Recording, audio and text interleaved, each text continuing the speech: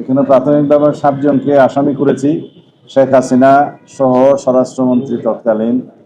আমি আরো অনেক আগে আসার কথা ছিল মামলা করার জন্য, বিভিন্ন রকমের ব্যস্ততা এবং তথ্য উপাত্ত সংগ্রহ করতে একটু দেরি হয়েছে, যার জন্য আমি বেশ কয়েক মাস আগে যেটা করতে পারতাম সেটা আমার দেরি হয়ে গেল। আমি আন্তর্জাতিক অপরাধ আদালতে আমার নিজের মামলাটি রেকর্ড করালাম।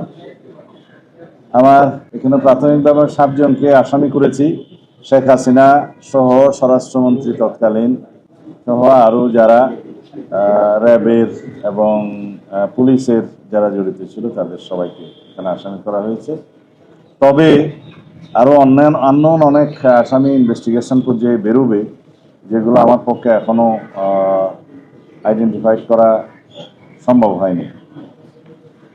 শুধু আমি আমার মামলার কথা বলবো না, বাংলাদেশে গত ফ্যাসিস্ট রেজিমে, শেখ হাসিনার অবৈধ ফ্যাসিস্ট রেজিমে যারা এনফোর্স ডিসঅ্যাপিয়ারেন্সের শিকার হয়েছেন, আমার মতো যারা জুডিশিয়াল কিলিংয়ের শিকার হয়েছেন, যারা পুলিশি নির্যাতনে মৃত্যুবরণ করেছে, যারা বিভিন্নভাবে আওয়ামী দলীয় সন্ত্রাসীদের দ্বারা নির্যাতিত হয়ে মৃত্যুবরণ করেছে অথবা অপমৃত্যুবরণ করেছে, বিভিন্নভাবে মানবতা বিরোধী অপরাধ সংঘটিত হয়েছে, এই সমস্ত কিছুই আন্তর্জাতিক অপরাধ ট্রাইব্যুনালে যাতে মামলা হয়, যারা ভুক্তভোগী তারা যাতে মামলা করেন সেই জন্য আহ্বান জানাচ্ছে। আর আন্তর্জাতিক অপরাধ ট্রাইব্যুনালের কার্যক্রম যাতে সুচারুরূপে সম্পন্ন হয় সেজন্য সরকারকে আহ্বান করব যাতে লজিস্টিক সাপোর্ট, ইনভেস্টিগেশন টিম বাড়ানো, প্রসিকিউশন টিম বাড়ানো সহ যত রকমের সহায়তা প্রয়োজন সরকার যেন করে।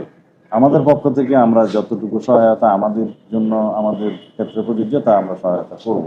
তবে বিচার বিভাগ স্বাধীন এবং স্বাধীন বিচার বিভাগের মধ্য দিয়ে আমরা আশা করি এই বিচারিক প্রক্রিয়া চালু থাকবে এবং আন্তর্জাতিক মহল আর দেশের অভ্যন্তরে সবাই যেন এটা দেখতে পায় যে একটা সুবিচার নিশ্চিত হচ্ছে, এখানে কোনো পক্ষপাত করা হচ্ছে না।